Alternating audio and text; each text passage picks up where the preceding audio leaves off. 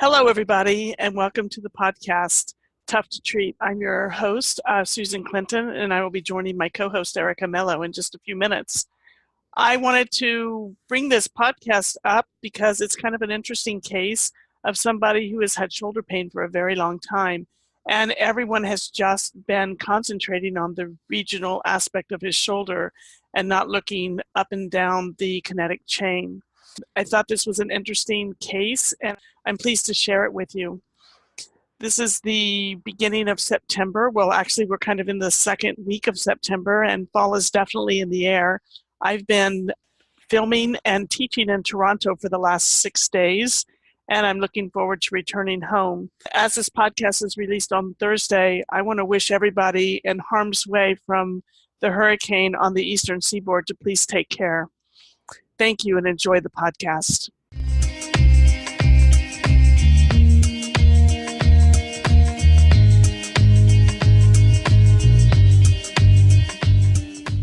Hello, everybody, and welcome to Tough to Treat. I'm Susan Clinton, and I'm here with my co-host, Erica Mello. Hey, Susan. How are you? I'm good, Erica. How are you? I am good. Good. We were just chatting about the time that we're recording this podcast. It's, I think Erica was saying it's been 90 degrees many days in a row in New York City. The concrete jungle, eh? Oh, my God. It's like 97, 95, like the real feel of 100. Like you can see like when you walk up or down the streets, everyone's on the shady side of the street or no one's on the street at all. Yeah, they're staying inside. Yes. And I don't blame them a bit. I know. We've been warm in Pennsylvania, but we're not on the eastern seaboard in Pittsburgh, so it's been not as warm as you all have been up there. Yeah. So we have a lot more humidity, I think, but it's hard to say. Yeah. You know, it's the summer. I know. It's supposed to be warm. It is. I know. But every year I keep saying it's more humid and more hot every year. It's crazy. But climate change. Yep. Are you ready? Yeah, I am. We're going to talk about a client that came to me kind of mainly because his wife has been seeing me. And she's been pestering him for a couple of years that he should probably come in and let me take a look at him and see what's going on. And then I guess one day he just decided to make an appointment, which was great. I was kind of surprised when he popped up on my schedule, but I thought, wow, I wonder what, kind of precipitated this. Mm-hmm. So interesting. This is a male around the age of 44, very tall, Mm-hmm. probably like 6'5", 6'6". Very thin, so you kind of almost start thinking, wonder what's going on autoimmune-wise with this guy, it's Marfan's or something else, Yeah. Didn't really have like what I would consider gigantic hands or feet or anything, but very tall. And, he told me that he's had an 8 to 10 year history of intermittent left shoulder pain. And he has seen a myriad of people for this. He's been to many chiros and to many PTs and had the shoulder injected a number of times. He's, been popped and manipulated in his thoracic spine. He's had people do myofascial work on him in an effort to, according to him, to balance out and level up his shoulders because his left shoulder is always high, his right shoulder is always low. My question to him at that point is, are you right or left-handed? Mm-hmm. He's right-handed. So where was the shoulder pain again? He just kind of would touch left all side. Around, the top of his shoulder and kind of through the shoulder a little bit. Got it. He would always just reach that arm over and just kind of touch, that kind of upper trap area and into his shoulder itself. And I asked him, I said, if you had to specifically point to one spot, or is there spots on your shoulder that bother you, or is it just generally the whole thing? And he said, interestingly enough, the one spot that gets me all the time is underneath my shoulder blade. It's like, okay, left shoulder pain, underneath the shoulder blade. We'll talk about that in a minute. Yeah. And, so he's worried about the asymmetry. He says, I see it all the time. I see my left shoulder all the time, raised up higher. I'm wondering if I'm crooked. has this brought on something really bad in my back? And I said, do you have back pain? No, I never have back pain. He No said neck pain? occasionally, he said, occasionally I have some knee pain, but it's not a big deal. But no, it's just mostly this left shoulder thing. Okay. And I said, okay, any other things such as headaches or, do you have pain that ever goes down? Where does your pain Yeah. do anything different Right. besides just sit right there? Mm-hmm. And he said, no, he never feels it anywhere else. It's always just kind of right there. We kind of moved into this persistent condition here, for quite some time. 8 to 10 years is a long time to be doing this. I said, what makes it worse? So he says, I notice it off and on when I have long hours at work. Does a lot of, he's on the computer a lot and on the phone a lot for his Okay. job. So he's just busy all the time, meetings, constantly on the go. So depending upon how long his hours are at work, that can bug him. Yep. He's also says he's worse when he is loading his body. So he said, I used to have a HIIT app that I would turn on and it would say, your HIIT for the day is, 20 planks, 30 push-ups, 47 squats, 5 minutes to complete, whatever. You know how that high intensity interval training works. Yeah. Got it. So, and he said, I had to quit doing it because it kept aggravating my shoulder.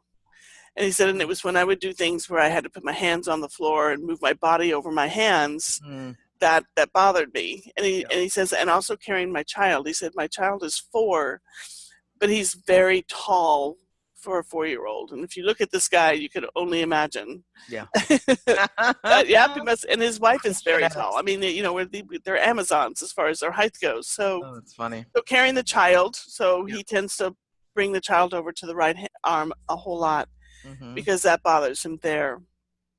And through this whole thing, he just kept always like touching and massaging his upper trap. Just kind of like would tell me a story and reach over and touch it.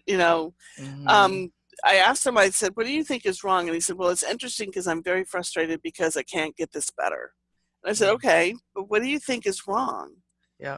And he said, I don't know. He goes, I think maybe I probably have some sort of arthritis in my shoulder and I'm going to have surgery or something. I'm just never going to be able to use this arm, to push things around and push my body around and do the exercise I want to do and those types of things. So he said, so I've been, he goes, I carry a backpack and I hike. We go hiking a lot because they love to do that. And he says, I feel like I can get some strength training that way by, kind of putting some stuff in a backpack that makes it a bit heavier.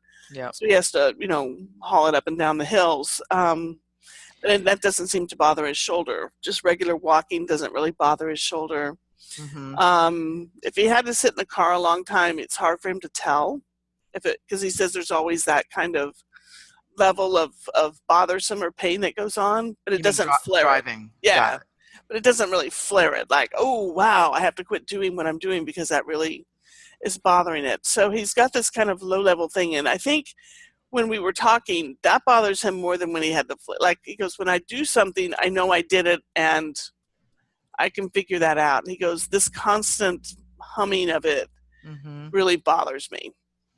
And, did he have any relief with anything like the shoulder injection or none of that worked? Okay. Nothing. Okay. So I said, okay, let's take a look at everything. I know where I'm going, but I needed to start at the shoulder because he came to me and he wanted me to look at his shoulder. At this point, I don't know what you're thinking, but I've got all kinds of bells going off in my head about, has anybody looked at this guy's cervical spine? Totally. I mean, that would be the first thing. Yeah. I know they've looked at the thorax and they've maybe, but they've only looked at the upper thorax. And so it's like, okay, we've got to take a look at what's happening up the chain, down the chain, and see where this is getting, what's going on here. Yeah. So I got him standing. I got him moving a little bit. I had him do a deep squat because I just wanted to see what he was going to do with his body, that very long, tall body. And, he kind of does the squats where he would like dip his thorax first Mm-hmm. to lead into the squat, and then eventually squat by, bending his hips and his knees. But it Mm-hmm. would all start up top. Yeah. So that was kind of how he chose to move that very tall upper body over his base of support. I had him bring his feet apart. He was able to do it with less thoracic dipping and head dropping. Which was, so he could change. I was just trying to see, where we were, what was happening with moving and stuff. And the fact that he was moving a lot up there first and not really as much down low, I kind of put it in the back of my head and said, I'll just pocket that for later. Mm-hmm. Because that's not something I'm going to really address today. He's not having pain with that movement. It's not making this pain worse. Mm-hmm. It's not really changing anything, but he can certainly change his movement patterns a little bit to where he's not over moving the whole upper quarter Yep. and under moving the lower quarter, as Shirley Sarman would probably call that, the tail wagging the dog, Yeah. The upper part moving, more and further than it needs to for this Yeah. particular, movement function. But Yeah.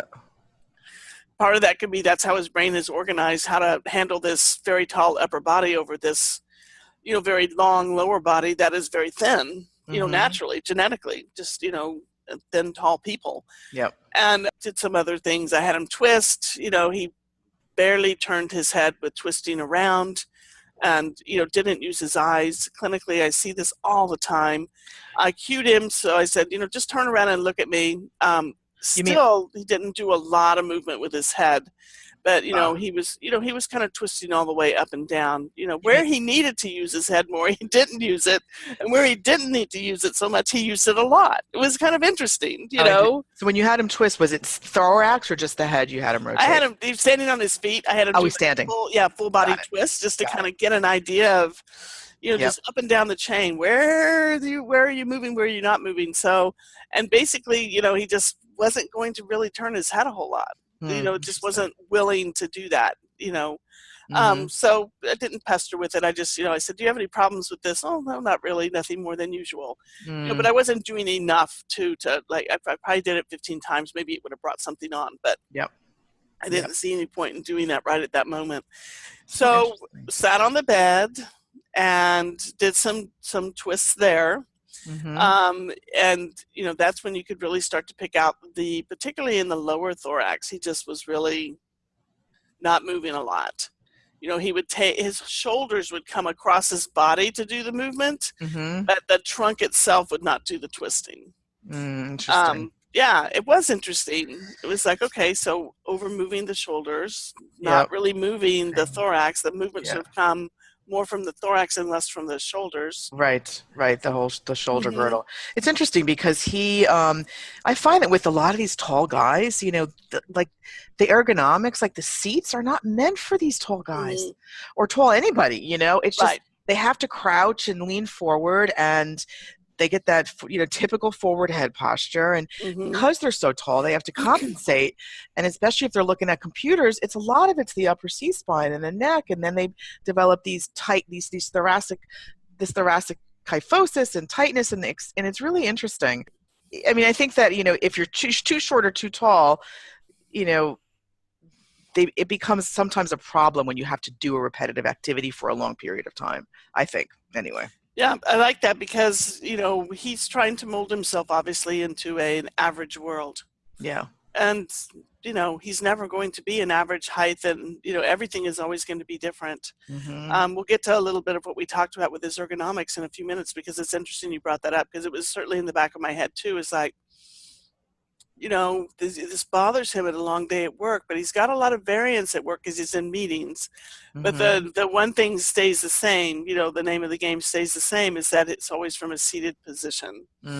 Whether he's, on the phone, whether he is on the computer, if he's at a meeting, he's generally in a seated position. I did get that out of him in the history, which I didn't say, but that, that's, when we talk about ergonomics, and we will in a little bit, that was, kind of a key piece, because he's trying to fold himself down into, like you say, chairs that he doesn't always get to have control of. I know. It's so funny. And his desk he does, but again, what can be changed to make that fit him, because people are going to fit themselves into their environment. They're generally not they generally don't move their environment to suit them to begin with. So Right. people tend to, and I'm not talking about that we have to get people into ergonomics to where they're locked in. Like I don't want this guy to be ramrod straight in a chair all day long either. Mm-mm. I want him to have the variability to be able to move in and out of postures in a way that his environment will allow, so that he can have some variance, throughout his Yes. day and not kind of get all in. Yeah. And we'll So talk about that in the eyes in a couple of minutes. So I had him, I cued him again to turn his head and his eyes, and he was kind of getting better at that. And he goes, I just don't think about doing that. And it was like, well, it's okay. I said a lot of people don't. We'll yes. get that rolling, because Yeah. we want to, get you moving here. So we looked at the shoulder. We raised the shoulder in the air. We put it behind his head. We put it behind his back. You can only imagine there wasn't anything in his shoulder that I could elicit or Mm-hmm. do. None of the special tests, nothing. I mean, and I knew my confirmational bias going in was already that this isn't a shoulder problem, but Mm-hmm. I wanted to convince myself. So off to the races I went. I also did a neuro screen, Mm. for people who are thinking, well, what else could it be, and he didn't have any signs or symptoms of radiculopathy, No. but I still did a neuro screen anyway. Didn't Yeah. hurt.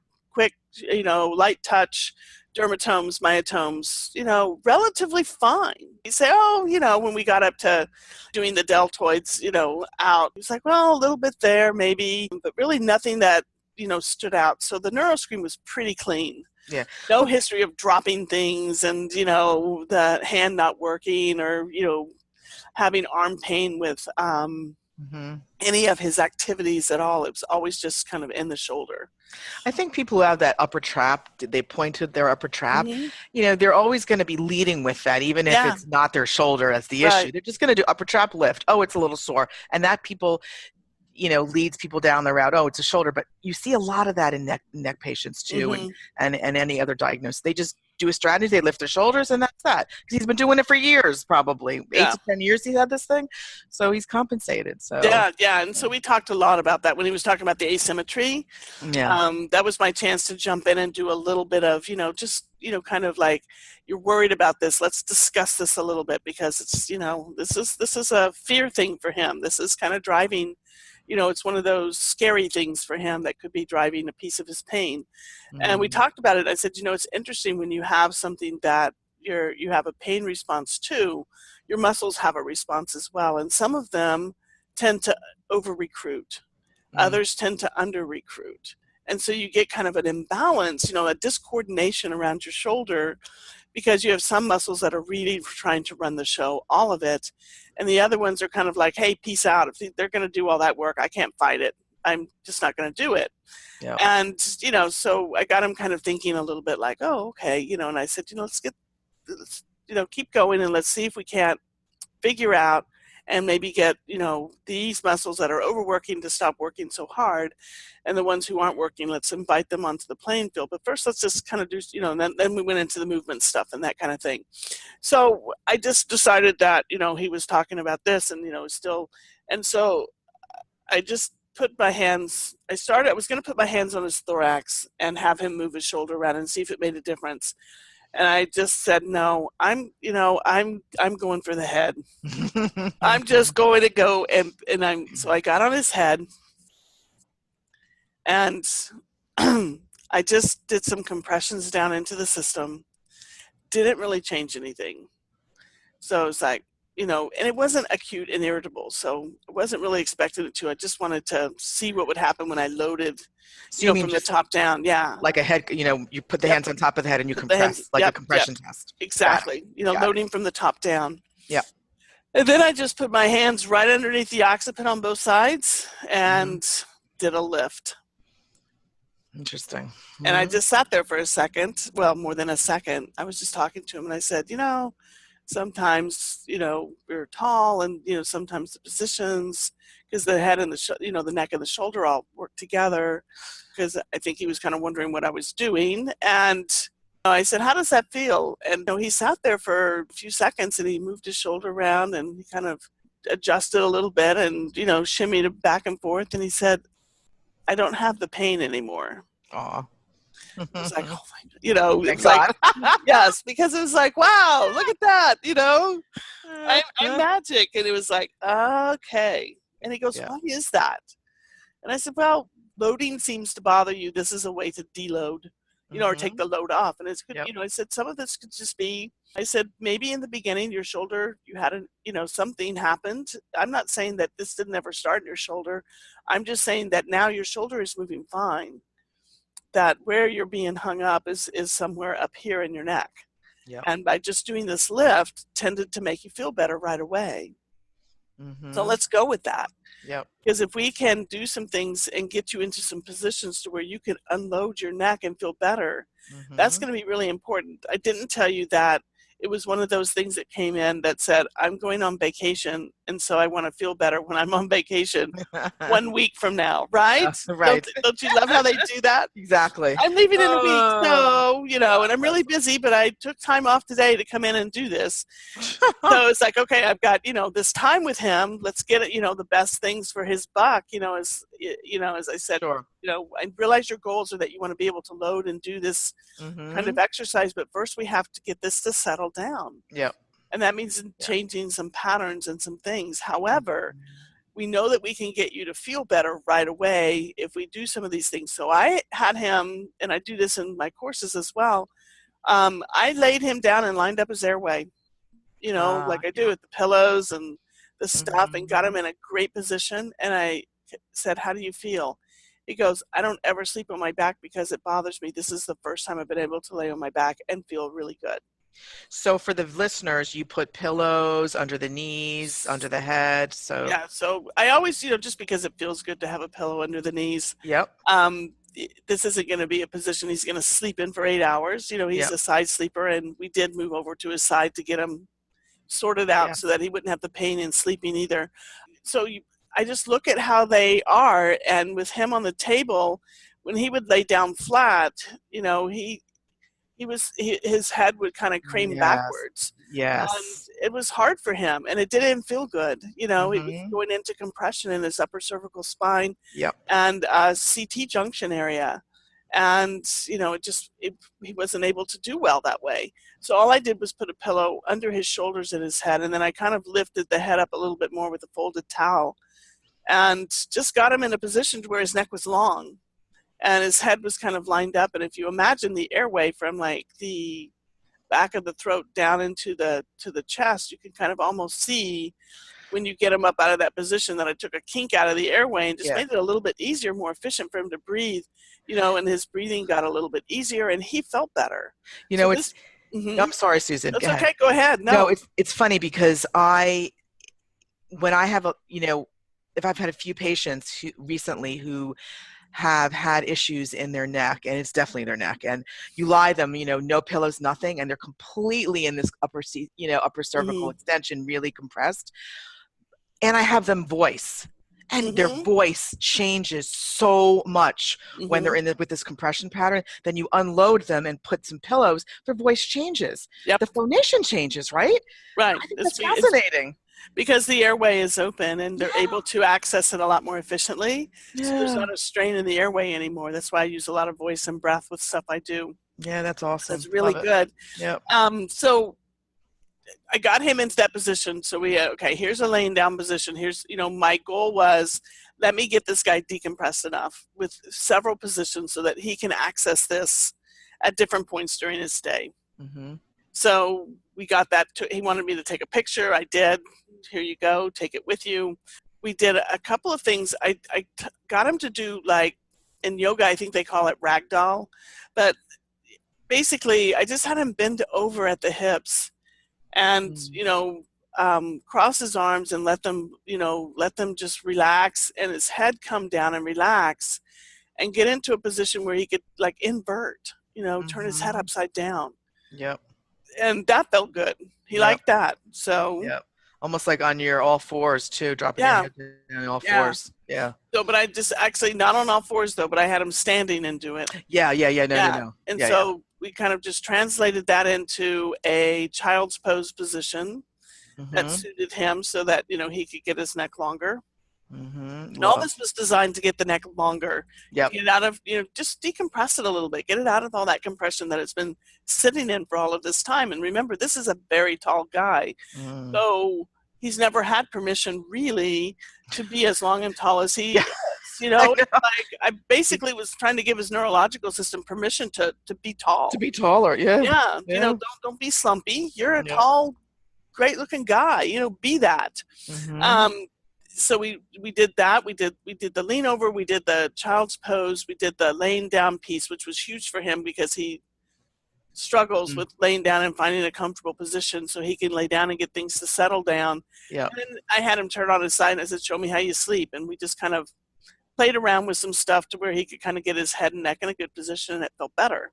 Mm. So, which was, great that we had this opportunity, that we found something that took away some of his symptoms, because he, first of all, they buy right in when that happens, right? But Totally. the Yep. second one is they're willing to start looking for those positions because their brain starts understanding, if you do that, then I don't have to do this. Right. So, and we Yeah. talked a little bit about, his work and what he could do there, because like he said, he goes, I'm not going to stand up in a meeting. I'm not going to do Mm. that. Yeah. And I understand, there's certain cultures and protocols around office stuff, and you have to respect the person and their environment that they are in, to do the things that they need to do for their occupation. Mm-hmm. I said, okay, that's fair. I said, do you have a computer when you're in the meetings? And he said, yes, usually I do. And I said, show me a typical setup. I had put the high-low table over there. I said, here's a chair. Yep. Show me what it looks like for you in, some of the meetings that you go into. And basically he would sit, and he would put the laptop out in front of him. We kind of made a table height that was like a normal conference table height. Mm-hmm. And he put the laptop out in front of him, and he actually pushed it away from him so that his hands could get onto the keyboard really well. And so then you would Oh. see the head come down and the eyes come into the computer. Yeah. Yeah. Yeah. And so he had 44. This guy's 44. Wow. I said, when was the last time you had an eye exam? He just kind of looked at me, and he goes, I don't need reading glasses yet. I said, well, maybe you don't need reading glasses yet, but perhaps maybe what you could do is raise the font. To a little bit of a higher font. Mm-hmm. And I said, the reason is because sometimes when we have to peer at something for a very long time, we're going to adjust our head into a position that's going to allow that to occur. Yep. And, when you're working that hard on those little numbers and putting them into spreadsheets and stuff like that, it's harder for you because you have to peer more, and the more you peer, the more it's going to pull your head forward. Yep. And it's not that I don't care about that I worry about a forward head position. I worry about it being there all the time. Mm-hmm. And I said, and that drives your symptoms. Yep. So one of the things you can do, because you're not going, you have to do what you have to do, is I said, and you want to slide that computer out, that's fine with me. But I said, raise the font up so you don't have to peer at it so hard. Yeah, it's a great idea. I find sometimes, even with myself, Mm-hmm. because I cannot wear progressives, so I am farsighted. And so if I'm reading and I have the TV on, I have to literally drop my glasses down below and then peer over the top of my glasses, Mm-hmm. and I can feel the compression in my upper C spine when I do Yeah. that. So eyes are really important with this. Yes, I see this a lot also Yep. with people who do wear progressive glasses, because they still look underneath their glasses. Yeah. They still raise their head up to look down through that part of the progressive lens that allows them to read up close. So I usually, if he raises the font, he's going to be fine for a while. Yeah, it's a But great idea. like even with the professor, my husband, Steve has a pair of computer glasses that sit by his computer, so that he doesn't do that, because he wears those lovely progressive things, and he really knocks his head back to peer down into that. And when he's been, it's much easier for him to do. He's doing a lot more online computer work right now with his classes. And so he had to kind of restructure and change how he's working around a computer rather than on paper so much. It's very interesting. And I think those glasses have really helped, kind of just help him feel a little bit less compressed and Yeah. less stuff. So anyway, so that was the suggestion I made to him. I said, play around with the font and play around with getting up and moving a lot. And he said, I think I'm going to order a high-low desk. And I Mm-hmm. said, that's great. I said, just be sure that, once it comes in, you may have to put it up on something so that when you raise it up, it's going to be tall enough for you. Yep. Don't accept that, oh, it's only this tall, so now I have to drop down, Yeah. that That'll old make it dipping of the worse. Yeah. thorax again. Yep. So I said, you need to kind of think about that, and it's okay. You may have to put something underneath it so that it actually starts off at a little bit of a higher level to Mm-hmm. raise up to a tall level so that you have Mm-hmm. that. And I said, and don't try to stay in a new position for a long period of time. The cool thing about the desk that you're wanting to get is that it goes up and down. So let it Yeah. go up and down with you. Don't Yeah. stay in something to fatigue. Yeah. Was the biggest thing. That was kind of the take home for him. And then the final thing that I did, and I told him he could try it. I got some TheraBand, Mm-hmm. and I got him to lay down on the floor and with his head right underneath the doorknob Mm-hmm. of a Lay door on his supine. and Yeah. on his back, and Yep. we hooked the TheraBand around the door Mm-hmm. and then slipped it up underneath his head to kind of do it like a traction. Oh, so say again. So where's his head? By the TheraBand? His head is in so the TheraBand comes around the back of his head. Ah, So we'd have a okay. loop of TheraBand that goes from the doorknob down to around the back of his head. Got it. Okay. So he's suspended in the TheraBand. Oh, that's cool. So I was trying to think of a way to do some manual traction or some Yeah. sort of traction for him. Yeah. Not traction, but just how to get him, Some like something unloading. that he can do and just like, because I had like that first visit, that was it. It was like we had to come up with all these things. So you wrap the TheraBand, like what color TheraBand? A heavy one? I don't know. Anyone? Okay. It wasn't a heavy one, like a green or something. Yeah. So you put it around the doorknob? So I tied it into a big loop. Okay, got it. And then I looped it on the doorknob. Yep. And then the bottom loop, the bottom part of the loop went under his head. Got it. Okay. And then I had him, and then what he could do was he could like move his body away from the door so he could get a little bit more, he could play around with the angle of pull Mm-hmm. to where it would actually feel, like find the spot where the pain goes away. So he can move himself around, he can make get a little bit more traction or, have a little bit more stiffness in the TheraBand by moving away from the door. I like that. It lengthened his neck a little bit. Yeah, because you see some of those contraptions that they sell online. Oh my goodness! Just ridiculous.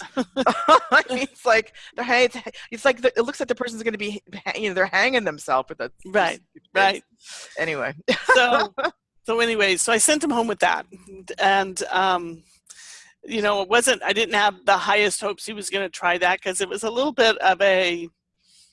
It took a little bit of thought and work, and but the other things, and I wrote all this stuff down and sent it to him by email, so he had like the thing and the pictures. We took pictures of all the movements, that were going to be helpful for him. Gave him the hints about peering and the font size, and a couple of productivity links that if you take breaks every so often, you actually increase your productivity. So totally. I kind of sent those out and got him going, and he did go on vacation. Mm-hmm. And I have heard back from him. He said that some things were much better. It was just a quick email. Mm-hmm. I'll be in touch to reschedule. So I don't know what things are better, what things aren't, but he definitely is going to be coming back in. Mm-hmm. So, it'd be interesting to get your take on kind of where you would go with him next. Mm-hmm. Oh, sure. Yeah, I mean, it's interesting because I actually have a patient right now with similar complaints, ironically. Literally almost the same age. He's not that tall, but he does wear glasses. Mm-hmm. And the ergonomics, I think, I'll just start there, I think are really, really important, especially with someone that tall. I have patients just send me photos, and I think those are really important. And I have to say, I think that's half the issue in a lot of these people, mm-hmm. because they're constantly sitting. And with somebody like him, unless he gets a bigger chair or really makes major changes to his workspace, he's going to have to, a sit to stand desk may be helpful for him, Mm-hmm. I like the fact of, I definitely would have gone to the neck as well, for sure. Especially Mm-hmm. when I see people who sort of put their hand on the rubber trap. I have a bias with that because I have neck issues myself. I'm like thinking upper C spine. I just do. It's my bias. Mm-hmm. So you try to disconfirm or whatever the word is that bias or negate that bias, right? So I like the forward. The forward bend. I would I like the down dog. I would do, I would have them on all fours as well and have them just let the head drop a little bit, and just maybe just do some lower trunk, upper like C-spine rotation. Like Mm-hmm. sometimes I have people get on all fours. They can do a little chin tuck and then do some rotation to the side, or I'll just have them just do forward bend and drop their head. Sometimes I have people lie on their side and have them do these thoracic openers. Mm-hmm. So they lie on their side, they're in the fetal position, and they're just doing, I think they're called book covers, and you have open the book and you have the head follow Right. on both sides. Mm-hmm. I would probably do something like that. I like the fact that unloading the occiput really helped. Mm-hmm. I am just wondering if there's any. So he had no trauma or anything in his past, no head hits, No. No. concussion, right? Nope. Okay, yeah. So I think Got cleared for any kind of study because I looked for that for sure. Any yeah, kind of motor vehicle accidents, any kind of falls, anything. Any head bumps or stuff like that. And he's a guy. He says I like to exercise, but I'm not a team sport player. yeah, Never have been. yeah, And so he just never has been. yeah. Exposed to that kind of stuff. So yeah, no compression at all, which is you know Yeah, that's good. I mean, good. And like I said, he's such a tall guy. Genetically, I kind of made me think and pause just a little bit about, is this somebody who may have a autoimmune marker for ankylosing spondylitis? I yep, mean, he's got, it certainly doesn't have what appears to be a bamboo spine at this point. He doesn't yeah, have the kind of pain that goes on with that. no, He just has this shoulder kind of thing, but it was, something that when he comes back in, I'm definitely going to do a circumferential measurement of his his lower lower thorax, thorax, with yep, a big inspiration and see if he's got the movement in there. yep, If he doesn't, we're going to see what we can do to get that thorax moving better yeah, underneath it all as well. I mean, a lot of people have picked on the thorax in certain places, but I don't think anybody's really spent a lot of time just restoring rotation into the axial spine. right, right, And I'd like to see him, like what you were talking about, the book openers and the things like that. I'd like to see him have some good functional reasons to really start rotating and moving that yeah, thoracic spine a lot more and his head and yeah, his eyes a lot more. yeah, And because, as a break, even to maybe do some eye exercises and things like that, so that his eyes can get out of that locked in, peered forward position hmm that tends to kind of over time drive his symptoms up a bit in his cervical, yeah, from into his shoulder. yeah. I also think that with the ergonomics and things like that, I mean, I think those are really important, and I'm just wondering if I know people they talk about deep neck flexor activity versus posterior extensor, like neck muscles. Is it a deficit in the posterior chain of the neck or the anterior chain? I don't tend to, I hate to say this, I tend not to do a lot of deep neck flexor work. I don't. And I've not found that to be the deficit in some of the patients that tend to sit a lot at the computer. A lot of it's because they're holding their head down, they're at their smartphones or on their tablets, and they have more of a posterior cervical extensor deficit. And in my experience, a lot of those people have a hard time doing doing like push activities, I think. So it would Mm-hmm. be interesting to see if you get him like prone on a ball and just have him just do a little chin tuck and see if he can just hold his head in an elongated fashion and move his arms, like do some just scap stuff, just to see what his strategy is there as well. you Right. Yeah. know I don't buy the whole longus coli thing either. no, But I no. do buy into the idea that the especially the suboccipital muscles, where 50% of the body's proprioceptors lie, Yep. are don't know how to do eccentric work.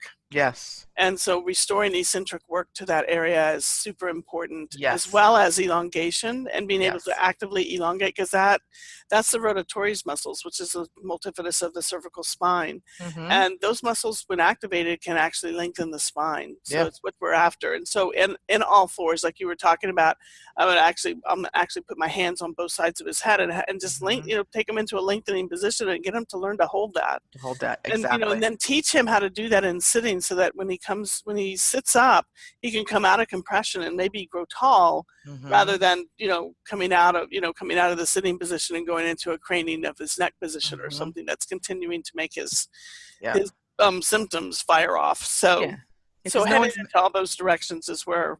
Yeah, that's great. And Mm-hmm. just no one's made him aware of that, and the fact that he Yeah. couldn't hold any adjustments, or I mean, you have to love it when someone's shoulder gets injected and they don't get better, and people still go for the shoulder. It's just mind-boggling to me, right? It's obviously not a shoulder unless Right. the injection was in the wrong spot, which whatever. But I think that people can't hold adjustments because it's not that the thoracic spine's stiff. It's Yeah. their movement Yeah. strategy. And they Right. walk out of the office and they look down at their smartphone and bam, it's over. Right. And so that, and his movement strategy is such that, remember, I told you that when I asked him to squat, the way that he organized the movement was to drop his head and his thorax first, Yeah. rather than, fold at the hips and the knees first, so Mhm. he chose to bend over before coming down. And Mhm. that's just, again, it may have been a strategy developed around his height, but Yes. I'd like to see him have some variance in that, to have some other choices to move without having to be the head and the neck, be the prime mover for the entire system, which is what I'm seeing with him. Yeah. That, except for rotation, that's the one time he doesn't use his head and neck first. Yeah. Interesting. But all the sagittal plane and frontal plane movements, it's driven by him moving his head first, Mhm. and nothing from underneath. So it'll be kind of, if we can get him in to get some of those fun things going, that will be fun to do too. But Yeah. It's he follows pretty well, and giving him things to work on seems to do well for him. So it'll be interesting to see how he changes, and if his symptoms begin to really change and stay changed. yeah. Even just getting him into some yoga postures and Mhm. just trying to like triangle and opening him, opening up that Mhm. way. But the key is to just unloading it. And I love the Mhm. down dog and all the child's pose is great ideas. That's where I would start actually as well. So Sounds sounds good. good. Cool. Yep. Love it. All Love it. right. Love it. Thank you, everybody. And thank you, Another Susan. Another podcast. podcast. Another hour of learning No, I love it. and So, sharing. Thank you, Erica, for your insight. oh, thank you, Susan. And everybody, thank you all for listening. And we are so grateful that you listen to the podcast. And we would love it if you could leave us a review on iTunes. We would really appreciate it. And we would appreciate any feedback that you have for us. And you can reach us. Actually, we have our website coming, and it's called toughtotreat.com. And it's still a work in progress, but it's definitely a clickable link. But just bear with us. So we're just doing some copy on it now, but it's there, and you can reach us there as well. Mm-hmm. Bye. Bye.